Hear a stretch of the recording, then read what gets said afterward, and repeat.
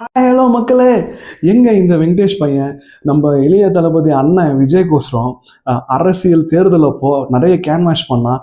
அதுக்கப்புறம் ஆளையே காணோம், எங்க போயிட்டான் அப்படின்னு நினைக்கிறீங்களா? நான் எங்கேயும் போகல, இங்கே தான் இருக்கிறேன்.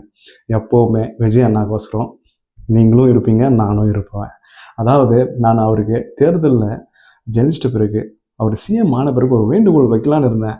ஆனால் நம்ம சொல்கிறதுக்கு முன்னாடி அவர் பண்ணிட்டாருங்க. அதுதாங்க ஒரு லீடரு, அவர் தாங்க லீடரு. அவர் பண்ணிட்டாரு. என்ன பண்ணாரு தெரியுங்களா? நான் முதல்ல வைக்க வேண்டியது கோரிக்கை என்ன இருந்துச்சுன்னா, ஆனால் இந்த போதையை அழியுங்க, அதுக்கப்புறம் அங்கே இருக்கிற இளைஞர்களுக்கு வேலை வாய்ப்பை உருவாக்கி கொடுங்க, அதுவும் பண்ணின்னு இருக்கிறாரு. கடைசியாக ஒன்று வைக்கலான்னு இருந்தேன். ஆனால் இந்த ஏழைங்க நடுத்தரம் குடும்பம் இருக்கு, சிகிச்சை மருத்துவ சிகிச்சை வரும்போது அவங்க ரொம்பவே கஷ்டப்படுறாங்க. பொது இந்த ப்ரைவேட் ஹாஸ்பிட்டலெல்லாம் போயிட்டு ஒரு 2 லட்சம் 3 லட்சம் அதெல்லாம் போகுது, கையில் சம்பாரிச்ச காசெல்லாம் போகுது.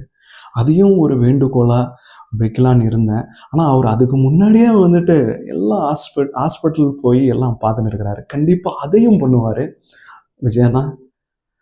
எங்களை மாதிரி மிடில் கிளாஸ் ஃபேமிலி பசங்க என்னால் ஒன்றும் முடியாது. பெரிய பெரிய ஹாஸ்பிட்டல் கவர்மெண்ட் ஹாஸ்பிட்டல் போனால் சாகடிச்சிட்றாங்கன்னு சொல்லிட்டு நம்புகிறாங்க.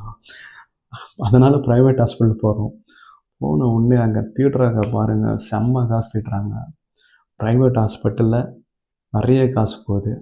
அதே மாதிரி கவர்மெண்ட் ஹாஸ்பிட்டலில் நான் டாக்டர்லாம் நல்ல டாக்டர் இல்லைன்ட்டுலாம் இல்லை, நிறைய பேர் இருக்கிறாங்க. கண்டிப்பாக அந்த நல்ல டாக்டருங்க நல்ல சிகிச்சையை கொடுத்து பல உயிரை காப்பாற்றணும்னு சொல்லிட்டு ஒரு வேண்டுகோளை வைக்கிறேன் விஜயண்ணா.